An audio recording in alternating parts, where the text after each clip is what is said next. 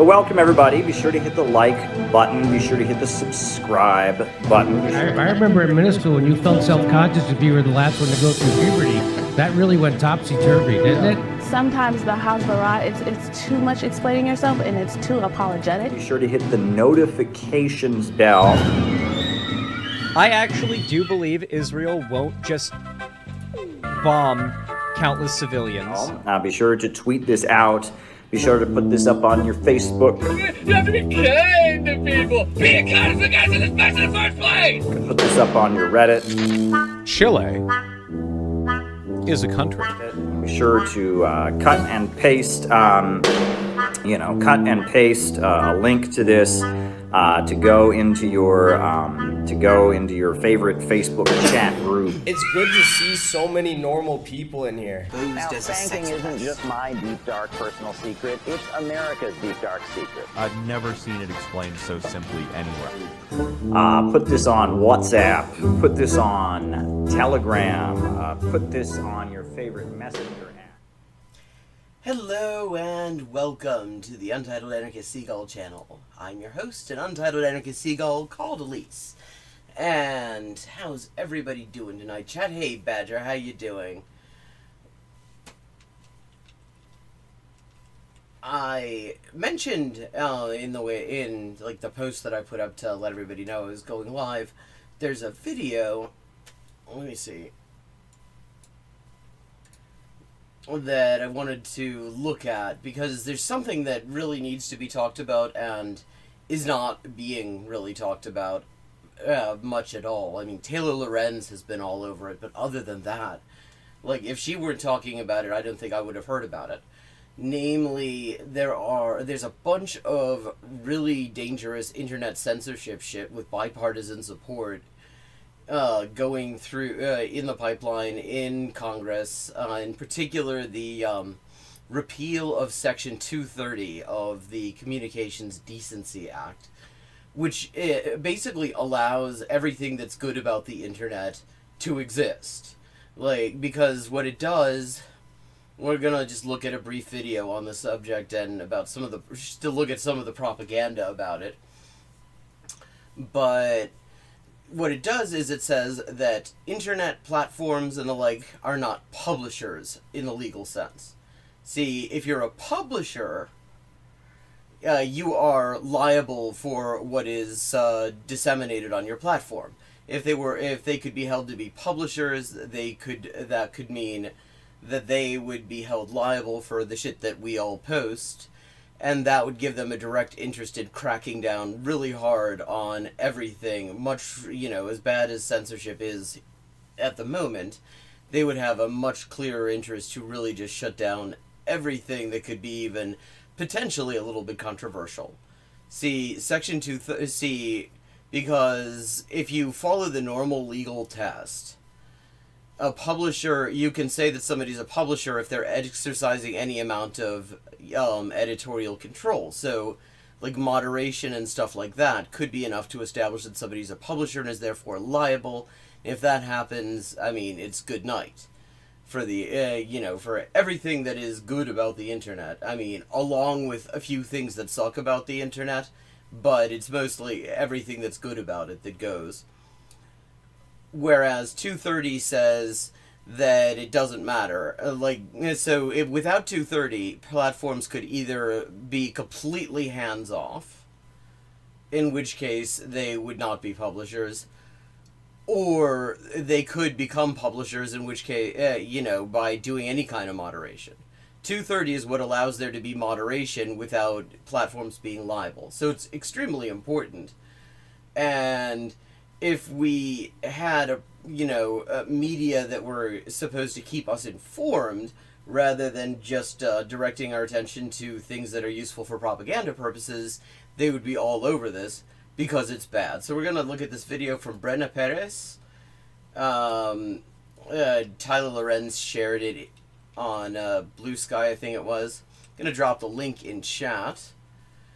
Looking at apparently some of the propaganda justifying this. I'm not familiar with the channel, but apparently it was good. Joseph Gordon-Levitt saves the children, because that's what it's all about. I'm here to talk about Section 230.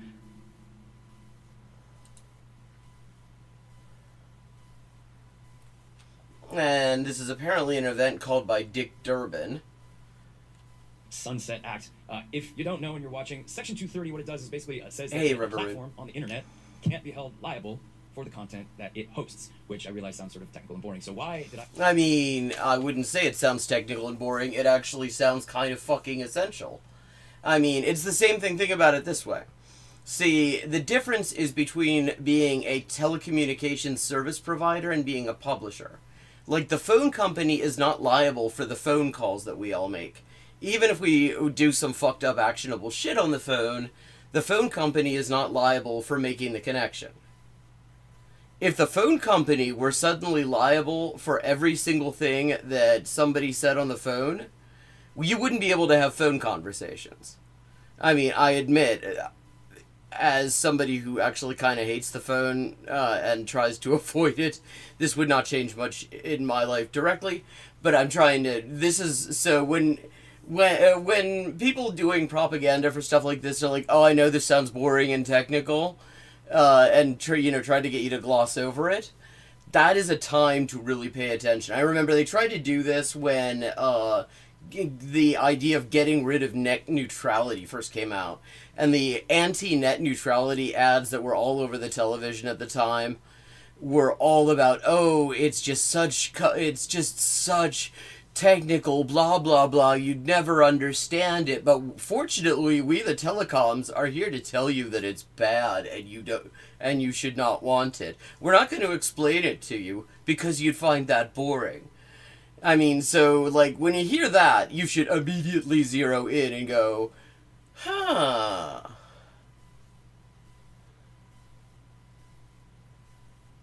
Yeah, I mean, there are all sorts of things that could be done. If they saw the problem the way normal, like, ordinary people see the problem, namely as spammers and assholes and AI slop and shit going all over the place, you could make laws that dealt with that. You could do all sorts of things to deal with, like, scams and cyberbullying and stuff like that. You absolutely do not need to give ISPs and social media platforms an incentive to censor more than they already do. I come out here to Washington, D.C. to support this? Well, first and foremost, it's because I'm a dad, as the senator said. I have a 10-year-old, an 8-year-old, and a 3-year-old.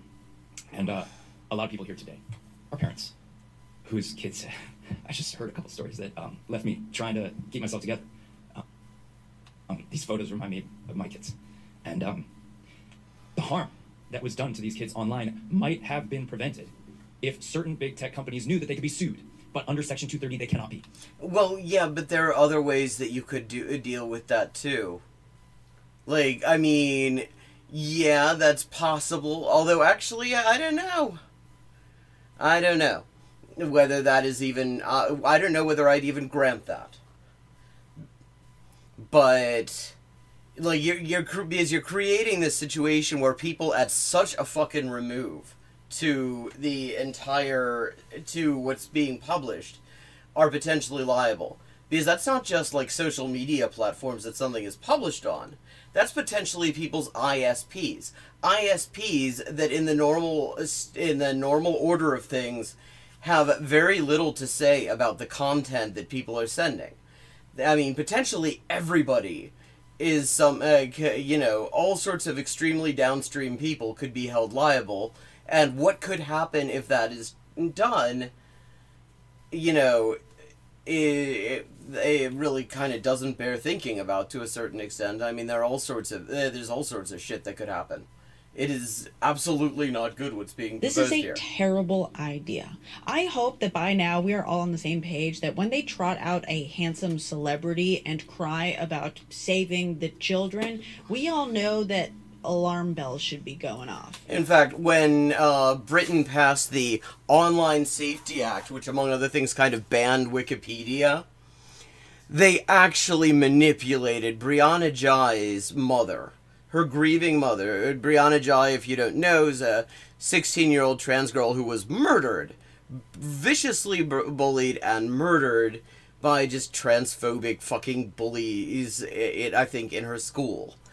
And the Starmer government approached her and told her, and somehow convinced her that, you know, if we had the Online Safety Act, which gets rid of privacy and bans Wikipedia, and that they're trying to use to censor, like, LGBT content and shit like that, that we have a version of it that's also in the pipeline, also has bipartisan support, called KOSA, the Kids Online Safety Act, that does the same thing. And these social media bans, youth social media bans like they passed in Australia, do the exact same thing. But they convinced this woman that it would have saved her trans daughter's life if the government had had this power, when, if anything, it probably could have just killed her earlier, because she wouldn't have been able to access the kind of resources that she had that allowed her to, like, transition and come out and try to live her fucking life. Right? Yes, there are bad things to the internet. Yes, there are bad things to big tech. But repealing or sunsetting Section 230 isn't going to fix that. Let me explain why. So, as our handsome celebrity explained, well, barely, what Section 230 does is shield tech companies from civil liability. Basically, it means that they cannot be sued for the content that users generate on their platform. That's another red flag, by the way. The fact that he just kind of brushes over what it actually means and then dives right into the emotional storytelling. Yeah, I mean, this is good. I'm not familiar with this creator, but she's zeroed in on exactly the technique. Oh, we don't want to talk about all the boring technical details about what repealing Section 230 would do, but we're going to show you some very sad stories, and just trust us that if we get rid of this, all that's going to happen is that those sad stories will never happen again. Like, yeah, no, fuck you. Because what Section 230 doesn't protect tech companies from is criminal liability, especially not federal criminal liability. And in fact, there are specific carve-outs in Section 230 for things like IP and trafficking. And if the solution they were proposing was to add more carve-outs to 230 or make certain adjustments to it, that might be a solution. However, the last carve-out they added actually didn't go the way they'd hoped. But I mean, actually, she just pointed out a huge thing that I hadn't even completely realized, which is that Section 230 does not, it does not shield them from criminal liability. I mean, at least not in all cases. Which means that actually, that we're, like, exclusively talking about civil liability. Yeah, criminal, you know, they're not shielded from the one, but they are shielded from the other, because the thing is, usually things have to reach a certain threshold before they constitute a criminal, before they give rise to criminal liability. And it is generally a much lower threshold, a much higher threshold than civil liability. So the fact that civil liability they're protected from, but criminal liability they're not, should already tell you, yeah, I mean, this is just bullshit. This entire justification is a lie. Simply repealing 230 would be catastrophic, and in fact wouldn't actually stop the things that they're claiming they want to stop in the first place. Because right now, Section 230 doesn't just make sure that tech companies aren't held civilly liable for what users generate on their platforms, and this applies to all types of content, by the way, not just videos and photos, but comments, reviews, articles, anything written, any recommendations of other websites, etc. Yeah, I mean, it is absolutely staggering how much stuff, providers and ISPs and platforms could be held liable for if you get rid of this. Like, I mean, basically, it is just basically everything that I think most people find useful about the internet. It would be potentially a huge liability nightmare for providers and platforms and stuff like that if you don't have Section 230. The way it does that is by saying that if a website or tech company attempts to moderate the content on its platform, it cannot be held liable the way a publisher might, that chooses to publish a certain article versus not, etc. In other words, the fact that they moderate one thing or provide tools to moderate doesn't... Yeah, River Root. I mean, there are two things that Taylor Lorenz is like practically the only person with a platform talking about. One is how there's still a fucking pandemic going on, and everybody really ought to be wearing masks. And let me just say, for anyone wondering, anyone conflicted about whether that's beneficial, I haven't been sick since like 2019. I've been masking consistently since about February 2020. Quality masks since they became widely available, homemade like fucking cloth things before that. I haven't had so much as a fucking cold. Hola, Guaguara. ¿Cómo estás? But I mean, and the other thing is this censorship shit. Like, nobody's talking about it. I mean, I've seen Kosa talked about it a little bit because it is specifically anti-LGBT, and there are some queer creators. I think Aaron in the Morning might have done something about it at one point. But it's like, nothing. It's not being talked about. Like, and we should really look at the fact that, you know, all this censorship shit is being pushed forward right after the entire political class was just utterly blindsided by the fact that, you know, billions of people watched a genocide committed, you know, live on stream and decided that those motherfuckers needed to be held accountable. Yeah, it would absolutely screw us over. I mean, we would essentially have to get back to, like, we'd have to just use, like, end-to-end encrypted IRC chats and shit. And we'd have to be very ad hoc, because the other thing that they're doing is this age verification bullshit. I don't know if you've all seen it, but Discord is going to start requiring age verification and, like, default locking it, like, youth locking it or whatever. So... And that nobody should ever consider that a good thing, because what that is an opportunity to suck up all our personal data. Hola, Orlando Pimentel, ¿cómo vai?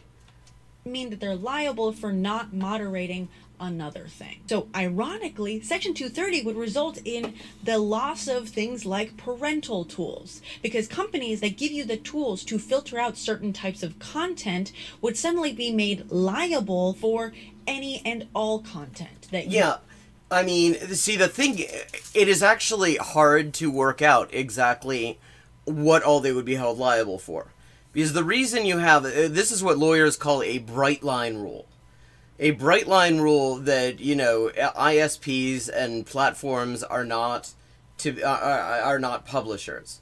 Because if you take that away, then you end up with something more in the nature of what is called a totality of the circumstances test. And there are all sorts of, and what that means is that different courts, listening to different arguments from different counsel, will say, we'll start drawing the line in one place or another place and saying, okay, this much moderation is not being a publisher, but this much is, and all this sort of shit. And you could end up with a situation where, like, different states and different federal circuits would actually reach different conclusions about who is a publisher, which would mean ISPs, which are working globally, remember, would either have to just go with the most restrictive option, potentially, or they would have to create some sort of absolute mess to adjust the level of moderation they're allowed to provide in different circuits, in different U.S. jurisdictions. I mean, it is utterly unworkable. might access using their service. Repealing Section 230 would likely result in one of two major things. Number one, websites and internet service providers would actually cease to moderate and remove access to tools allowing any sort of moderation or filtration, even of the most basic kind, like a forum for a specific hobby limiting the topic to that hobby. Yes, including parental controls, which would also likely result in a bunch of sites and apps allowing an absolute free-for-all of all types of dangerous and hateful content, because their choice to moderate any of it would again open them up to that same liability. So not only because again, totality of the circumstances. One court could say, you know, even allowing filters for CSAM, for fucking for abusive content or something like that. It makes you a publisher and makes you liable, and then they have to just take that away too. And another court could say, actually, that's okay, but this other thing that you do with the parental controls, yeah, that's kind of publishery, and you could be held liable. It is an absolute fucking disaster. Not stopping that sort of content, but actually, in many cases, making it far more rampant and accessible. Or, option two, it will result in providers clamping all the way down. Or it could result in both. You could actually have a situation where some providers clamp way the fuck down, and some providers take a hands-off approach, since those would kind of be the only options available. So you could have both, and it would be the worst of both worlds, although I would have to say, for any kind of organizing tool, I mean, any of the stuff that we really absolutely at this moment desperately need to have the internet for, I mean, one would be better than the other, but you could have both. People will, because, ISPs will be experimenting to see what the best way to protect themselves from exposure is in this new and chaotic legal environment that repealing 230 gets us. Based, mind you, on real harm, but on legal liability, which sounds like it might be the same thing, but isn't. In other words, it would be based on what is most likely to get them sued. I mean, it would, and specifically, what is most likely to get them viewed as a publisher. So that isn't necessarily going to mean, because if courts say that these are the, they'll come up with some like 3-factor test or something like that, and the lawyers will say, okay, so if we don't moderate these 3 things, we are a publisher, and if we do moderate these 3 things, we are a publisher. So we'll do that. So we're best if we don't moderate these 3 things, or if we do, whichever it says. And the result, and those things may be completely unrelated to the kinds of harms that people are trying to protect themselves from. It could be so completely random, because the publisher test is not created for this. The test for who is a publisher is created for the world of libel law. It is created for the idea of like publishing companies and newspapers and magazines and TV studios and stuff like that, where there is a central editorial unit of some kind, and nothing gets published without without that editorial unit weighing in and legal weighing in and everything like that, and control being exercised over exactly, like really granular control being exercised over the exact content that is published. Like, the reason that they included this in the first place is because you could theoretically have ISPs found to be publishers. But the thing is, the whole concept of publisher, the entire legal concept, is so completely removed from what ISPs and social media providers do that it is, it would be unworkable. It is fundamentally incompatible, despite the fact that it would be potentially legally applicable. Yeah, so there would be several major effects of that. Firstly, a lot of sites wouldn't be able to allow user-generated content at all because they wouldn't be able to afford the type of moderation that would require. For many, many services, this would become far too cumbersome and expensive, and they would just have to shut it down entirely. Further concentrating user-generated content and communities and discourse into the hands of the entities that could actually afford that level of extreme moderation and who wouldn't be as afraid of being sued. It would result in the filtering of subjects that aren't exactly harmful but pose risk to the platform. Or yeah, for example, I mean, if you look at what the Heritage Foundation's saying, for example, I mean, they are very explicitly saying, yeah, if COSA is passed, which allows for the censorship for governors to censor things because they're harmful to youth or upsetting to youth even, then they've already created the game plan for how they can use that to completely shut down all queer content online.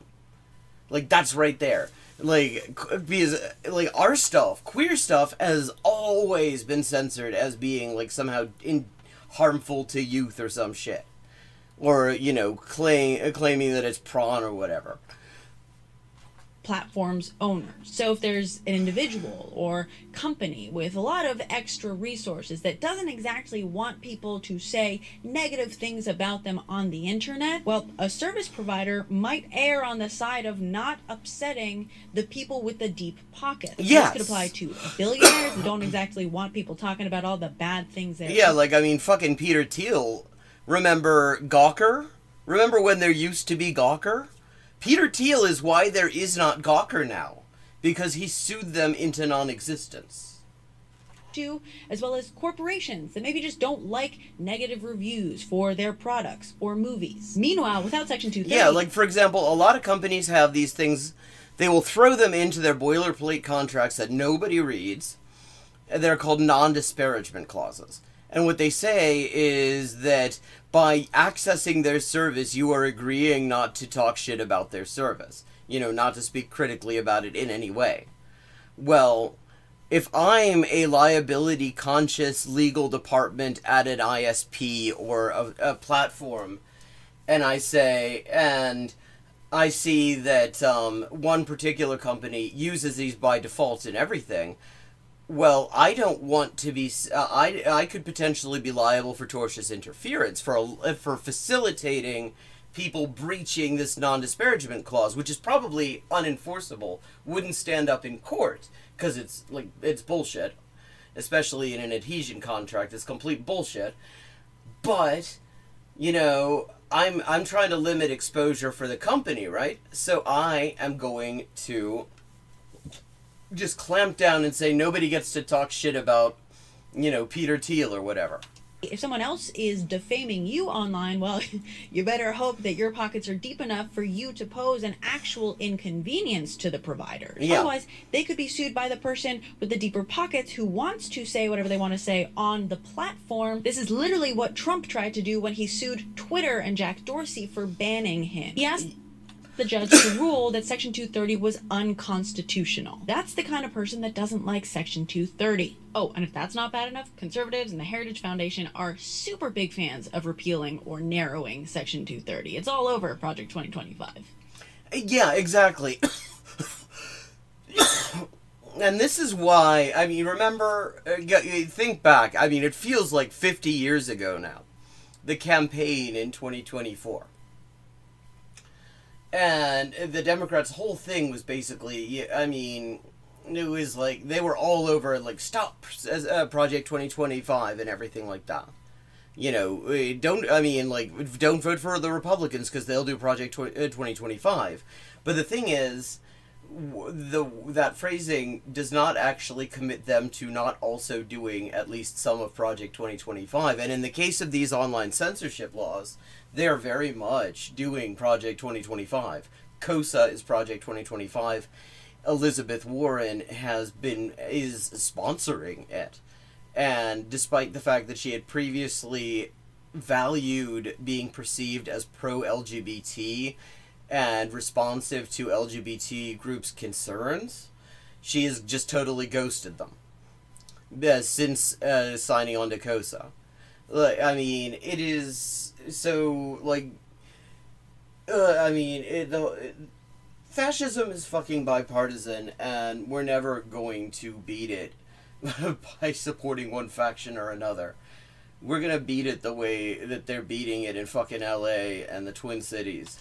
Essentially, repealing or sundowning Section 230 will result in every space on the internet that has any sort of user-generated content being an absolute free-for-all with zero moderation, zero rules, zero content filtering for anything harmful, hateful, inappropriate, or even just off-topic. Or a space that is so heavily moderated so as to ensure that absolutely zero generated content, comments, etc. could upset anyone that might have the resources or propensity to sue. And it'll boil down to giving the money even more control over our ability. Yeah, I mean, and it's cool, and it will result, just like these like age verification laws that they present as like youth protection, youth social media bans, they're going to price certain providers out of the market.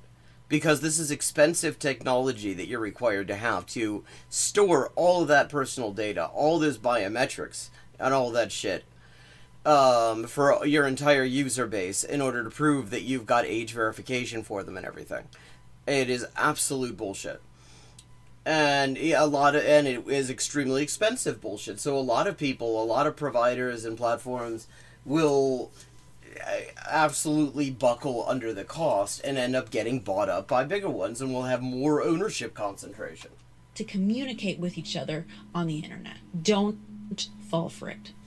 Okay, I'm going to drop the link in chat again, because I feel like, first of all, it's a good video. I feel like it really ought to be shared more widely, because we need to be having this fucking conversation.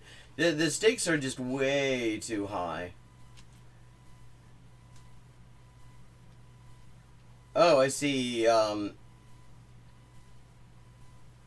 Taylor Lorenz has also got a video. Okay, I already like to subscribe to her too, why not? I'll just link this. So we're going to move on and look at some other stuff. But this is Taylor Lorenz's response, and I'm sure that's going to be worthwhile. Now next, I want to share with you something heartwarming. Maybe you've already seen this. This is some footage from a school walkout in opposition to the death squads. And I mean, it's chef's kiss.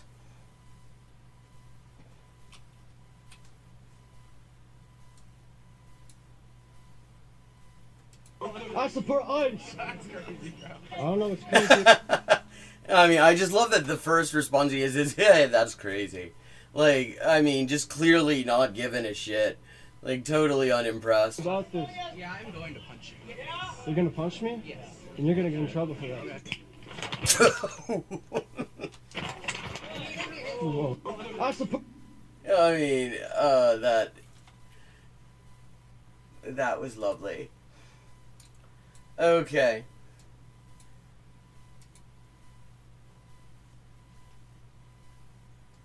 So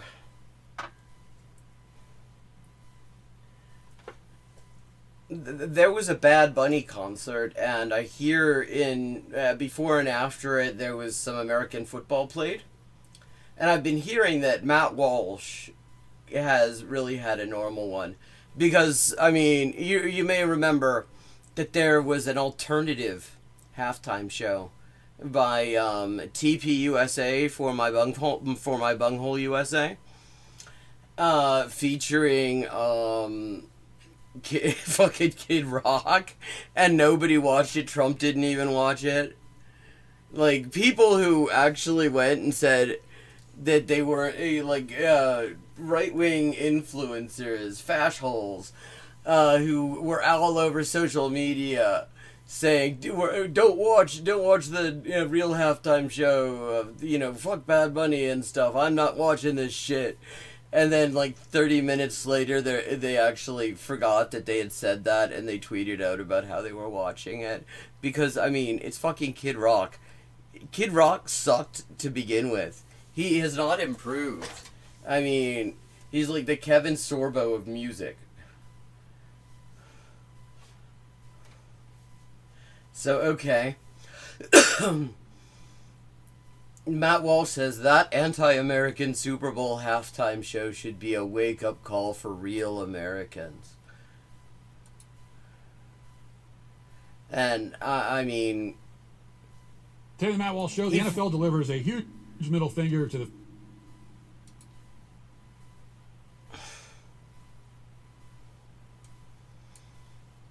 Do they know that... Did they do this on purpose and not pause a little bit before starting, when their video starts? Because I want to pause so that I can hate watch them in their entirety. Okay, so Matt Walsh, who is once again wearing an impeccably ironed fucking a beard shirt. It is his shirt that it is so aggressively unattractive that it's supposed to just let everybody know he's not gay. And that he loves Trump so much that he personally used that formerly white shirt to wipe up the chair in the Oval Office after that press conference.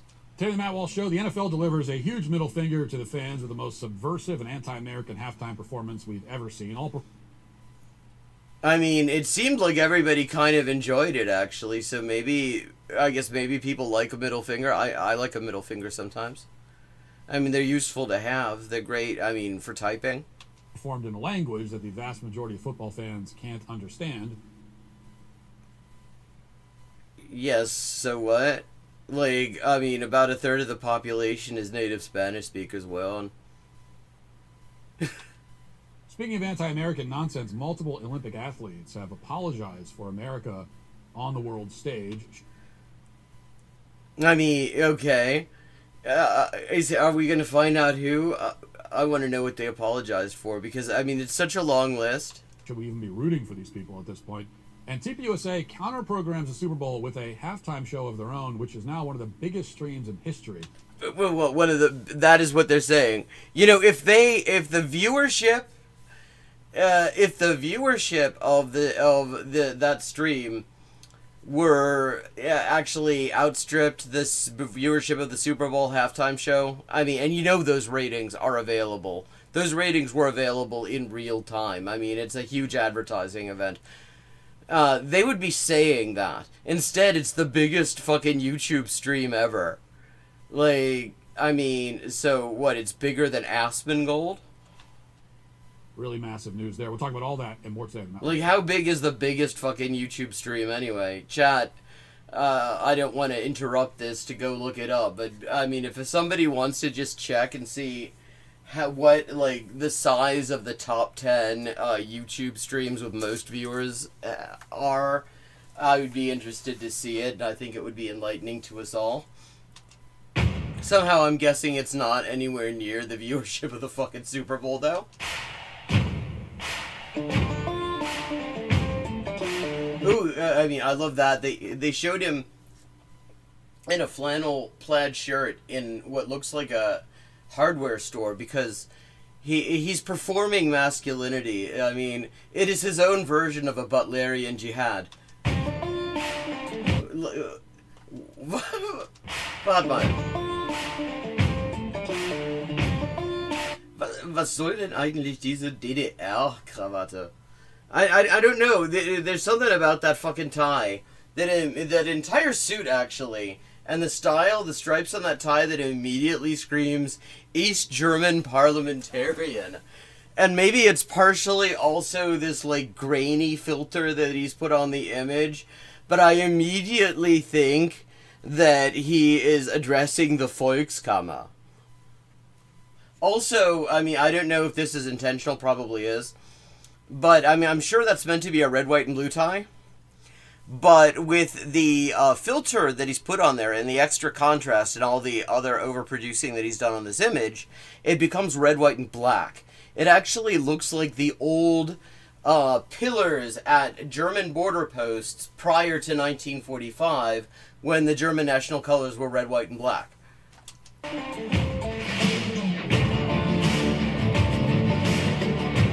Ooh, wow, more flannel.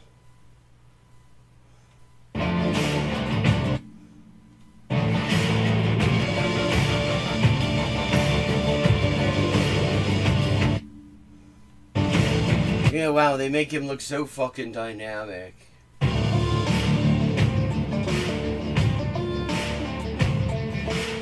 Well, it's been 7 years and counting since the NFL... God, that fire is as fake as him. ...allowed a white person to headline the Super Bowl halftime show. And when you're talking about a sport where the fan base is roughly 70% white, there's only one way to understand that decision. Well, I mean, maybe the same way that we understand that actually a lot of that fan base probably listens to Bad Bunny, actually. I mean, like, a lot. I mean, the suburbs, I mean, growing up, I gotta say, I you know, until I was 12, I was living in the burbs, and I gotta say, there were a lot of NWA and 2 Live Crew mixtapes circulating around, so I don't actually think that most people are exclusively listening to music made by people the same complexion as them, Matt. That might be more of a you thing, actually. Is a deliberate effort by the NFL and Jay-Z, whose company Rock Nation has run the halftime show since 2019, to exclude white people from participating in the single most watched musical performance. Well, yeah, but then look at the fucking Bunghole USA. What all they could get was fucking Kid Rock. So maybe it's like, were they excluding white people too, or just excluding white people with talent? Like, I mean, was the criterion for that thing any white dude who theoretically can do music and is willing to be on our stage? Of the year. Now, in previous decades, you'd have Prince perform one year and then Tom Petty the next. You'd have... Wow, wait, he thinks that they were like fucking race alternating? Okay, we got Prince, so shit. We gotta find a white dude. We can't have two black artists in a row.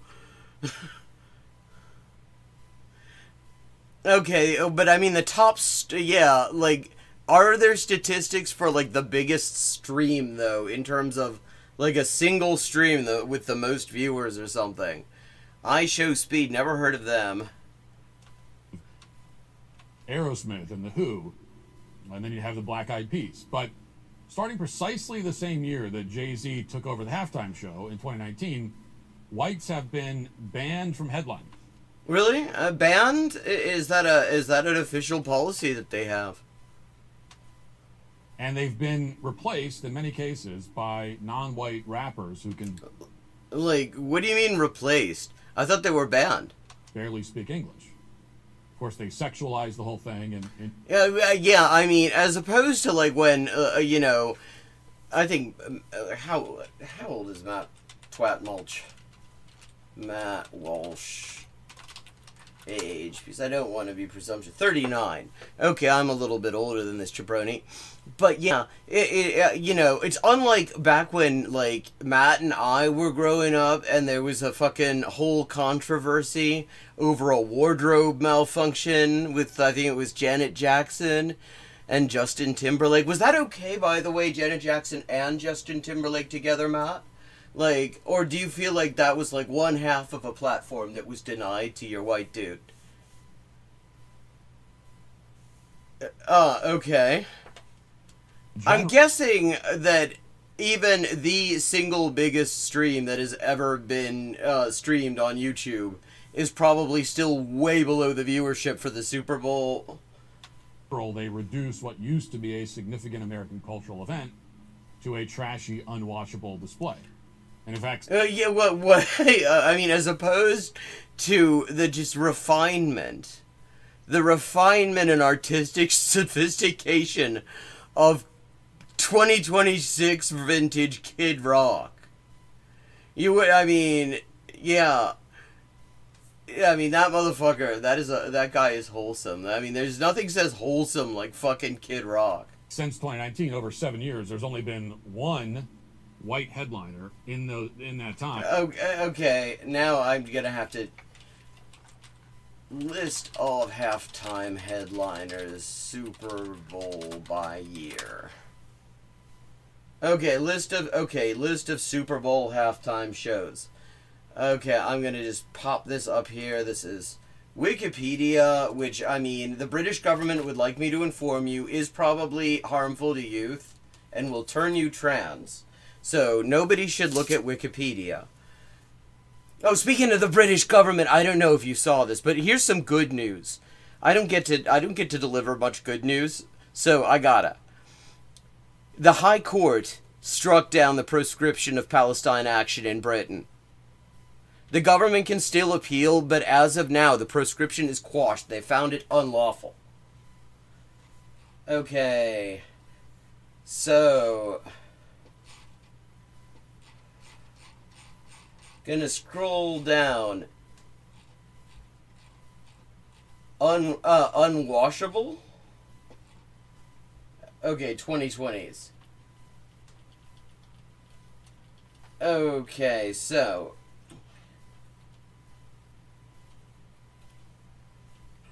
okay, Bad Bunny, Lady Gaga, and Ricky Martin, Kendrick Lamar, SZA, Serena Williams, Samuel L. Jackson, Alicia Keys, Dupree, Ludacris, Rihanna, Hamish Hamilton again. Oh wait, who is Hamish Hamilton anyway? Because he's in a lot of these. Okay, Dr. Dre, Snoop Dogg, Eminem, Mary J. Blige. Like, I wonder if Eminem even counts for fucking, for Matt Walsh. The Weeknd, don't even know who that is. Shakira and J-Lo. Okay, Maroon 5. Justin Timberlake again. Lady Gaga, Coldplay, Katy Perry. Now, I mean, one thing I'm noticing here is in the 2010s, it looks like it was almost all just, The Who, Black Eyed Peas, Madonna, Beyonce, Bruno Mars. It's a name I've heard, but I couldn't actually summon up a mental image of them. Katy Perry, Coldplay, Lady Gaga, Justin Timberlake, and Maroon 5. Like, I mean, so his problem actually mostly just seems to be that it isn't all white people.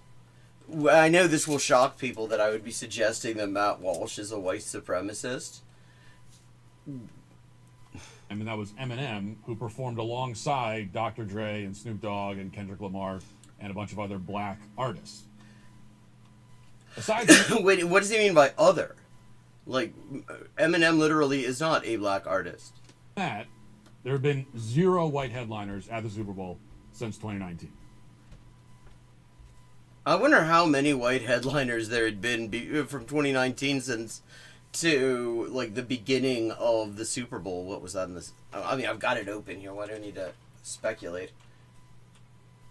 Yeah, the 60s. So,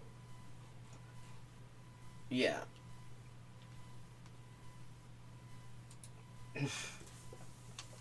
Now, in some of these performances, they're fairly explicit about their goal. And we're not talking about subtle messaging. In fact, with each passing year, the subtlety... Well, I mean, so what you're saying is that they don't... that the musicians have a point of view. I wonder if, like, Kid Schlock had a point of view in his performance of... I mean, I didn't see much of it, but it looked like they just mostly filmed him waking up hungover and, like, dosed on ketamine. He has increasingly gone out the window. They did the Hamilton thing last year when they trotted out Samuel L. Jackson to play Uncle Sam, and they beat the Hamilton thing you over the head with that message that, you know, of course, white Americans are keeping blacks down and all that. Well, I mean, I wonder why people would think that, Matt. Yeah. That kind of stuff.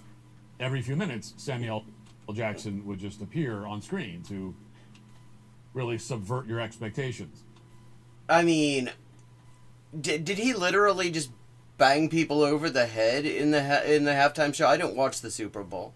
Like, the only real sporting events I watch are cricket, like the Ashes, and the football when Wales are playing or like Chile is playing. And other than that, I really don't watch any. I don't really do sports, so I haven't seen any of these. But I just can't help thinking that this Matt Walsh's channel would be improved no end if, like, occasionally Samuel L. Jackson would randomly appear and hit him upside the head. But even with this recent history in mind, no NFL Super Bowl halftime show to this point has been anywhere near as overt or as disgraceful as the gigantic middle finger to all Americans that aired last night. All? The NFL chose to conduct the halftime show for the biggest game of the year in a language that almost none of their lifelong fans can understand, while waving the flags of countries that none of them are from or have been to. Well, yes, but actually, see, one of the really notable things about the population of this country, other than the indigenous population, is that everybody's origins are from someplace else. Like, that's why you're not speaking. I'm not actually sure where he's filming this, so I mean, I'm just going to assume it's Florida because he just seems so quintessential Florida man, and say that's why he's not doing it in Seminole. It was, without exaggeration, the biggest FU that I've ever seen a corporation give to its own consumers. It was pretty... You know, I just wonder if the consumers... Maybe, I mean, he said that the messaging is so clear, and yet the consumers seem to have eaten it all up. It was actually quite popular. So much so that even people who had tried to get people to watch the Kid Schlock thing over at Toilet Paper USA, they ended up watching the real halftime show because apparently, like, I mean, there's only so much Kid Rock even Nazis can take. Amazing in that sense. Watch. Argentina, Uruguay, Paraguay, Bolivia, Perú, Ecuador, Brasil, Colombia, Venezuela, Guyana, Panamá, Costa Rica, Nicaragua. Okay, so he listed a bunch of countries. So what? Now notice they don't even provide subtitles.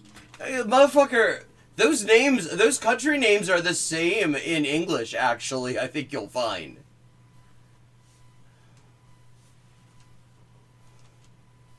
Just to really make the experience as uncomfortable and unintelligible as possible for... I wonder what Costa Rica is Spanish for, Matt Walsh.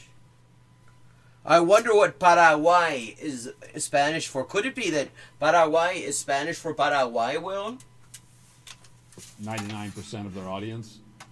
Although, in fairness to them, if they did give us the lyrics, we would see how retarded the lyrics are. So, yeah, you see, he does not. Yeah, he is quite proudly unable to understand the second largest language in this country. But he is sure, he's confident that the lyrics can't possibly have been good because he can't understand them, and nothing that Matt Walsh can understand, like fashion sense, could possibly be good. they didn't exactly want to put that front and center. So while you're watching a production that's all about glorifying third world aesthetics, complete with two men grinding on each other next to... Wait, okay, so two men grinding on each other is a third world aesthetic?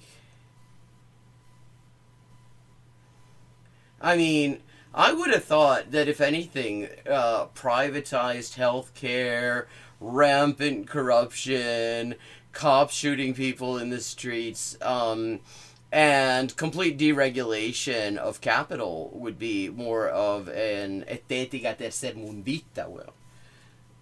But, the things that, like, a guy like Matt Walsh likes. Since when is he against third world aesthetics, really? Well, a pickup truck at one point. Oh, wow, I mean, a pickup... I have no idea. You got it. Okay, now that's unforgivable. Bad Bunny, ¿qué hiciste? ¿Cómo se te ocurre? You ruined pickup trucks for Matt Walsh.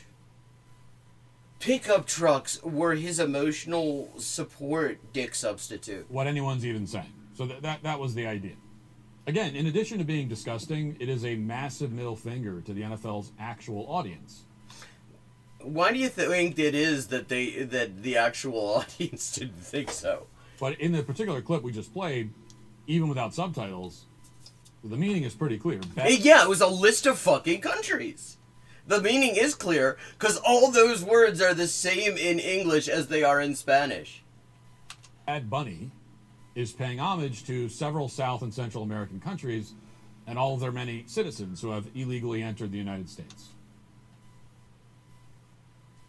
Which raises the question, how often does this kind of thing happen in reverse? What? What in reverse? What do you mean in reverse? What is the reverse version of this? Would that be like Kid Rock showing up shit-faced to the Copa America and doing well, I mean, I feel like it's kind of redundant to say a shitty number in which at one point he lists the addresses of all the dollar generals in Lubbock, Texas or something. Like, what is the reverse of this? Like, if you had to guess, how many soccer matches in these countries, El Salvador, Venezuela, Peru, and so on, have featured extended English language tributes? Motherfucker, have you ever listened to the radio in Latin America? Like, English language music is all over the place, actually. In fact, I mean, there is basically no place in the world other than maybe the DPRK where you aren't going to hear shitloads of English language music, where the TV isn't full of Hollywood shit, because the U.S. has cultural hegemony.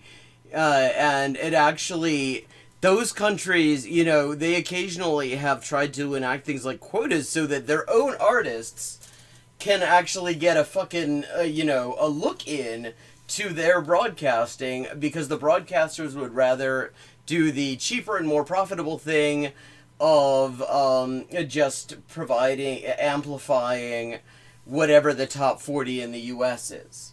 Like, I mean... To the United States during their halftime shows.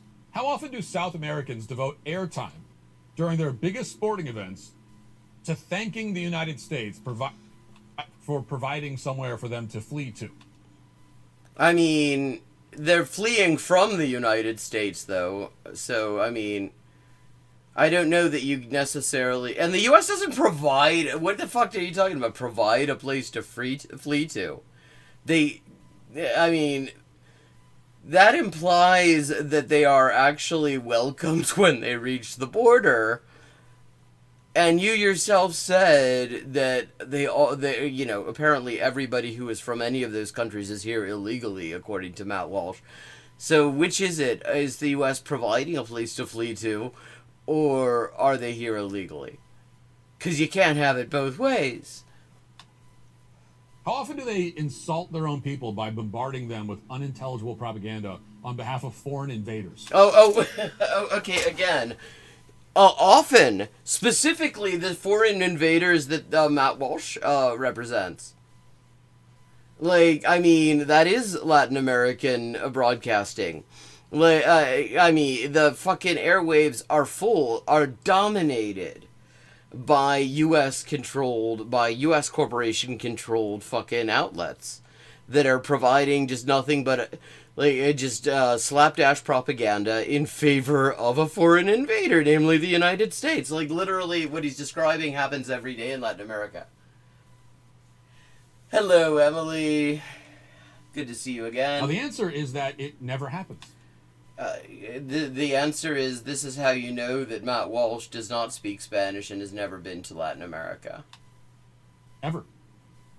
This is the kind of thing you only see here, in this country. Yeah, no, this is how you can tell that Matt Walsh has never actually been to any other country.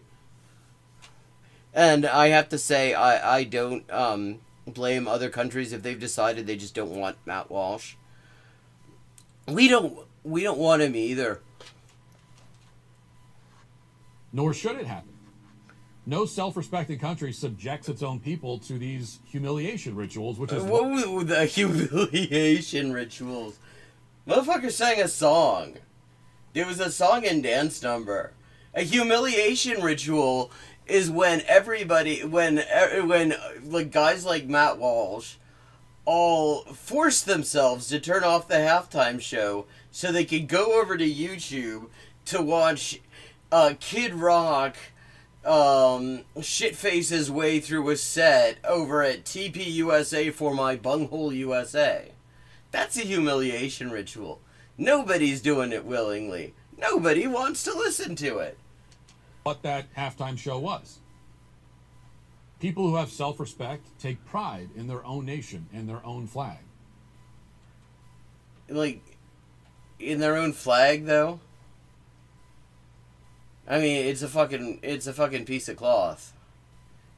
Which most of us had absolutely, I mean, none of us actually in this country, because it was designed a very long time ago. Nobody who was involved in choosing that layout, or any of the graphic design choices, is currently alive. So, like... Especially at their most iconic cultural event, which is what the Super Bowl is. I mean, I would have thought the most iconic... Well, yes, Puerto Rico is occupied by the United States. The United States has been sucking Puerto Rico dry for over 1.25 centuries now. I mean, if you want to talk about humiliation rituals, I mean, part of what he didn't show there was Bad Bunny comes in on like what is supposed to be some like broken power wire to symbolize how, because the U.S. is just so thoroughly parasitic, just a complete parasite on Puerto Rico, they can't fix their fucking electrical grid. Meanwhile, assholes like Jake Paul and Logan Paul are buying up all the fucking residential properties and driving the rent through the roof so people from Puerto Rico can't fucking afford to live on their island. Meanwhile, people who are conquered take pride in other nations. I mean, actually, that's so funny because, like, no, a lot of them don't. That's why they fight back. That's why they resist. And other flags. And speaking of flags, in case you missed it, in the back there was a banner that read as follows: "The only thing more powerful than hate is love."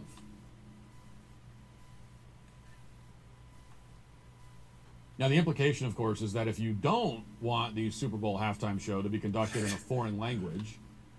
Like, I mean, is it a foreign language, though? I mean, it is the official language of Puerto Rico, which is a U.S.-occupied territory. It is American enough to constantly be siphoned off for every time the U.S. government needs money.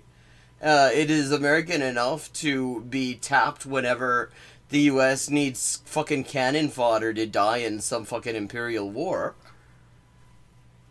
So, I mean, I would say, in that sense, Puerto Rico, the language is not foreign to the United States. In fact, it's a co-official language in, well, I know definitely New Mexico. Maybe in other states as well. I mean, New Mexico officially has English and Spanish as official languages. So, I mean, no, not actually a foreign language. And in fact, it's been spoken in a lot of what is now this country for longer than this country has existed. And if you don't want to watch gay men grinding on each other when you're trying to see a football game with your... I mean, because, I mean, if there's one thing that is completely, has never ever been even the slightest bit homoerotic, it's American football. Your family. I mean, what? I mean, like, you can't. I mean, that's the real crime here, because a red-blooded heterosexual American like Nazi child like Matt Walsh, he's trying to enjoy men in tight pants sprawling on top of each other in the middle of a nice little field in front of an audience, and you bombard him with gay shit. Then you're a hateful person. Well, yes. You're part of the problem. You are. The people telling you this, the people who put that banner up and who organized this halftime show in the first place, have no shame whatsoever. I mean, they've been on a mission to exclude whites from the halftime show for 7 years. Well, I'm sure that is their mission statement right there. If you go and you find their corporate mission statement, it is to exclude whites from the halftime show. They've supported a political party that exists at this point to replace whites at a demographic level. I mean, and now, I mean, that is just explicitly neo-Nazi shit right there. And, I mean, also, I just have to say, it's so fascinating to listen to guys like this talk about the Democrats, because they make the Democrats sound so much more based than they've ever been. And now they're literally spiking the football to celebrate what they've accomplished. What, a touchdown?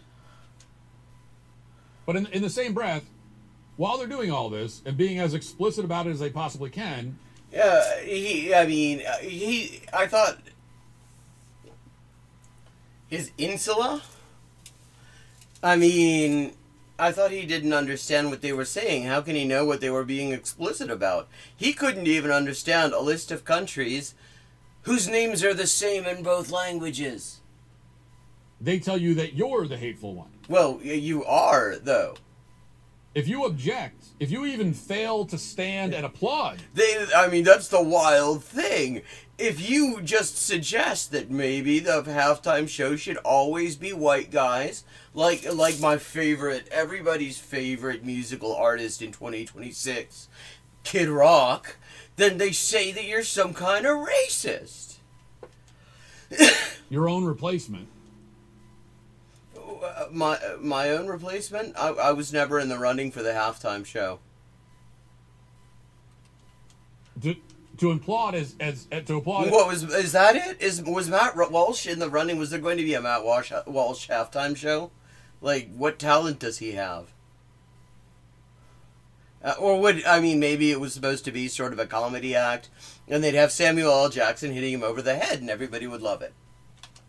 As your cultural events, your iconic cultural events, are taken over and subverted and used to celebrate cultures that, by the way, have nothing to do with football whatsoever. Well, there are people from those places that watch it and play it. But apart from that, yeah. That's the other thing. Yeah, the Democrats were responsible for the halftime, of course. Latin Americans have nothing to do with the NFL. Historically... Okay.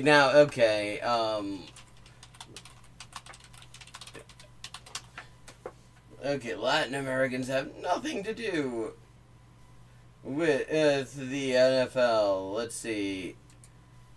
With certain exceptions. Well, okay. Here we go. So, he's quite right. Apart from Roberto Aguayo, Joey Aguilar, Joe Aguirre, Kenneth Almendares, Kiko Alonso, Jonathan Amaya, Mataraiza, J.J. Arcega Whiteside, Javier Arenas, Joe Arenas, I'm just reading the alphabetized fucking list here, which you have to scroll pretty far for. There's I think every single letter is covered. Wait, this isn't even complete. Oh no, Anthony Munoz is on there. But Quiñones... okay, am I getting that wrong? Is Quiñones... Was he a baseball player? Yeah, you could almost get the... But of course, nobody of, Latin American descent has anything to do with the NFL, of course. Apart from, playing it and watching it and stuff. Historically, they've contributed nothing to the NFL. And even today, there's a record number of Hispanics in the NFL. You know how many? Wait, I thought you just said they had nothing to do with it. Now they're in the NFL in record numbers? So you're saying that actually maybe there's a fan base for this amongst the people you just said had nothing to do with it? And maybe, I wonder if possibly having Bad Bunny up there to do reggaeton could possibly have been a marketing decision to appeal to a demographic that is... Oh, that one. To appeal to a demographic that is growing in support for the sport. That is 32 on active rosters in the past year in 2025. That's an average of 1 per team. Wow, so in every single team then? Well, it sounds like they got a fair bit to do with it. I'm guessing there are probably entire ethnic groups that's not true of. Like, I'm curious. Let me see. I'm gonna look this up. I'm gonna look up NFL players. I'm gonna look at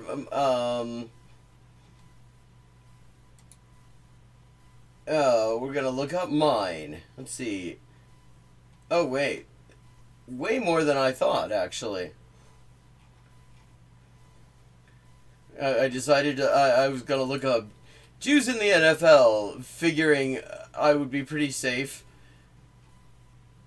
That there would not, in fact, be that many.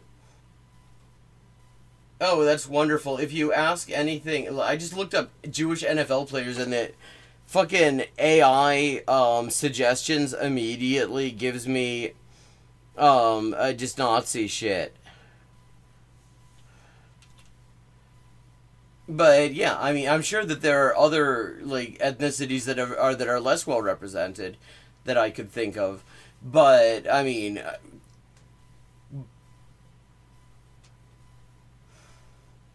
so and yet we're gonna take the biggest football game of the year, devote the entire halftime show to celebrating this culture. Why? I mean, it wasn't just one culture though. It's lots of cultures. I mean, why not have a halftime show devoted to 20 minutes to celebrating, Vietnam? I think that would rock. I think that would absolutely rock. They could tell us about how they did a much better job with the pandemic than we have. They got pretty good music, too. Or Norway. Or just any other random country that has nothing to do with football at all. Actually, I believe now I'm gonna have to look this up again. Like, all my football knowledge is like 1980s Cincinnati Bengals. Son. What is he? I believe he's of Norwegian background.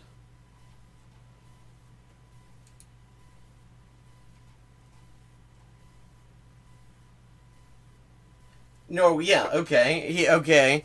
So, one of the best-known Cincinnati Bengals of the 1980s was actually of mixed Swedish and Norwegian descent, so they got something to do with the fucking NFL, too. And guess what? That's just kind of how it fucking works.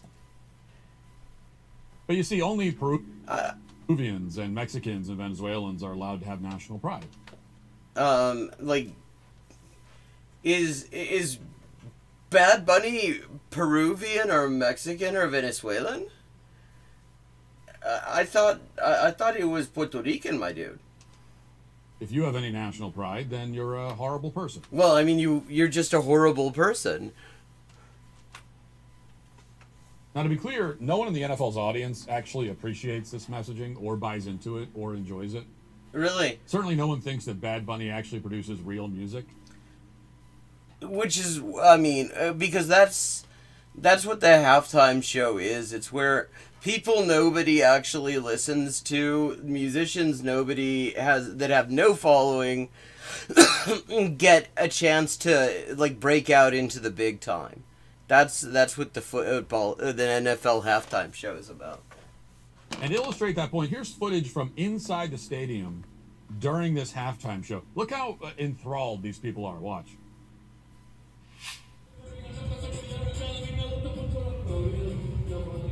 I mean, you got people dancing.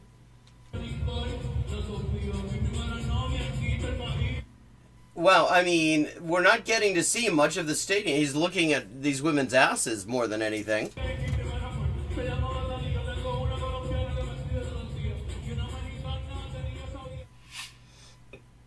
It's completely dead. I mean, why didn't you just, like, use some licensed footage that showed the entire fucking thing as opposed to one small section that is mostly a woman's ass? There's a couple people dancing. Other than them, like, if you just saw that without any context, you would think they were attending some sort of candlelight vigil. I don't think you would, actually. Apart from everything, it was daylight and there were no candles. You would think this was a memorial service or a funeral. Oh, well, yeah, I mean, one of those memorial services with reggaeton. People just standing there. I mean, but then again, I jest, but of course, I mean, is it really a memorial service without pyrotechnics and a merch table and Erica Kirk giggling? Somberly, quietly, confused by the whole spectacle, and certainly not enjoying it. Because despite all the money and hype and heavy-handed messaging, there's no crowd reaction whatsoever. I mean, which is why you had to show us this one short clip of this one small area, and even that showed people grooving to it. A juggling act would have been better. A lot better. And again, more enjoyable, because the other thing about this music, let's just be clear about it, is that it sucks. Well, I mean, what is just remarkable about this is that he hasn't actually... He's slagging off Bad Bunny, he's slagging off the halftime show and how it's not white enough because nothing's ever white enough for him. He has not said a word about how great Kid Rock was. Show us some of the Kid Rock show. Show us what a wonderful experience that was. Just at an artistic level is bad. Okay, Latin American, Hispanic pop music is awful. I love how he just says that as a single genre. Like, which kind? Like, are we talking cumbia? Are we talking reggaeton? I mean, like, there's a million fucking genres. How the fuck would he know? It all sounds exactly the same. If you actually listen, if you were to get a translation. Yeah, I mean, looking at the camera work, I could see that you would not get the full effect if you were actually in the cheap seats in the stadium. You would not get the same view of it that you get with the camera crew right there, backing up with him and everything. Translation of the lyrics, it's like, it's even worse slop than what you would get from, an American pop star. And that's not great either. But they're just like saying nothing. It's just, even if they were... What do you mean they're saying nothing? I thought you didn't understand the lyrics. For doing this in English, it would still be gibberish. Really? I thought he doesn't understand the language. His whole thing has been like bragging about how he doesn't know Spanish, and now suddenly he knows it well enough that he knows that it would be gibberish. Because they're saying nothing. It's the same beat. It's the same sound. Wow, that's so weird. A song where the beat remains mostly consistent. I mean, when does that ever happen? Over and over and over again. I mean, it's like you're suggesting that maybe that there is some sort of regular rhythm and melody. There's no variety. There's no artistry. There's no substance. There's no... Like, how the fuck would you know? You don't understand the lyrics. Meaning at all. It's just bad music. Like, it's bad. And that's one way... Every person you see today... I'm enjoying all... I mean, that's the thing about these halftime shows. I mean, you could tell from the sound as well. I mean, very clearly, it is optimized for the audience at home. It is, like, the sound quality was not great from sitting in the cheap seats compared to what it was if you were watching that, if you were watching that on your television, where, the mics are feeding directly into your sound feed, and you've got the cameras right down there and everything, as opposed to being, several hundred meters away and not even getting a good echo. He's like, because football stadiums really are not optimized for acoustics. Middle-aged white people on social media, especially like media people, who feel like they have to pretend that they enjoyed the performance. See, I mean, I love how this is one of this is a standard piece of right-wing cope. See, they have to convince their audience that they are, despite all the statistics, despite all the available data, that they are the normal people, that they're speaking for the majority. And the trouble is, on this, it is too easy to run into contrary evidence. Because a lot of people watch the football, the NFL, Super Bowl halftime show. A lot of people watched it. A lot of people enjoyed it. So what does a guy like Matt Walsh have to do in that situation? Well, they're all pretending. They're all pretending. They're all miserable fucks just like Matt Walsh. They're just pretending, all of them. Whiz, that was that. I really enjoyed that. Oh, really? Did you? Yeah, really? You're going to go download some Bad Bunny on your Spotify? Are you really? Well, no, fuck that. Yeah, piracy all the way. Enjoyed it, huh? You thought it was a good performance? No, you didn't. No, you did not. But you think you have to pretend you did because otherwise you're racist. Well, no, I mean, actually, lots of people, in fact, reggaeton, I have to say, the genre that we're talking about, that's actually kind of divisive in Latin America as well. There are people who absolutely love reggaeton.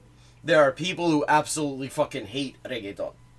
Like, any country you go to in Latin America where this genre is the biggest, there are huge numbers of people who, it is a polarizing genre. It is like Marmite.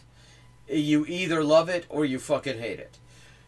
So, no, it's not that if you don't like reggaeton, if you don't like specifically the reggaeton that Bad Bunny does, anyone will say that you're racist. It's that you're racist, Matt Walsh. Now, it's not... And your hair is, made of some sort of polymer. The longer I look at this motherfucker, the more I feel like he's gonna pull this mask off when he gets back into the dressing room. The more, the more just plastic this motherfucker looks. Hard to see how we ended up here, being force-fed slop from the third world at the single most watched sporting event of the year. After watching the halftime show... Puerto Rico's been occupied by the U.S. since, 1900.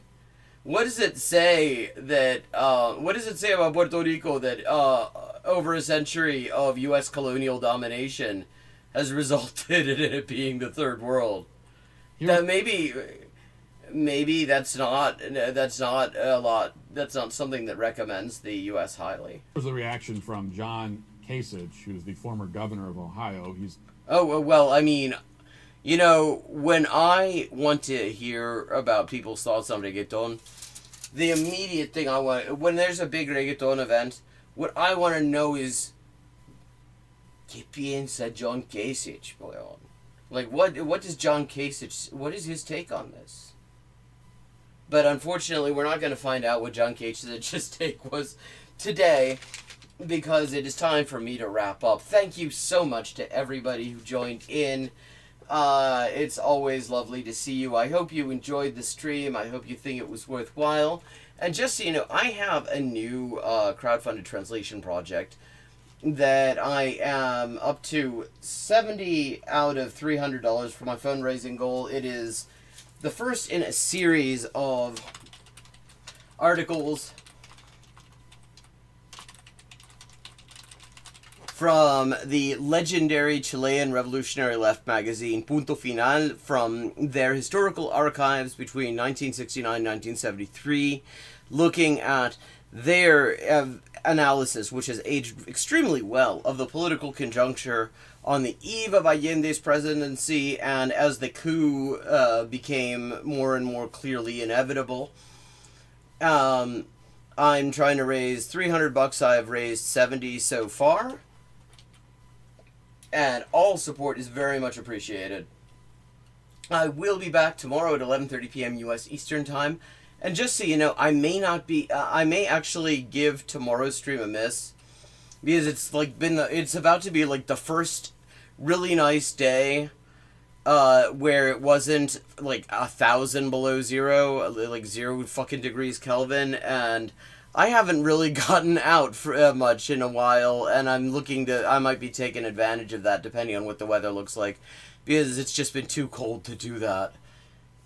So I may give it a miss tomorrow. I will let you know in the Discord closer to the time, once there's some idea of whether there are any plans and what the weather is. Have a good night, and see you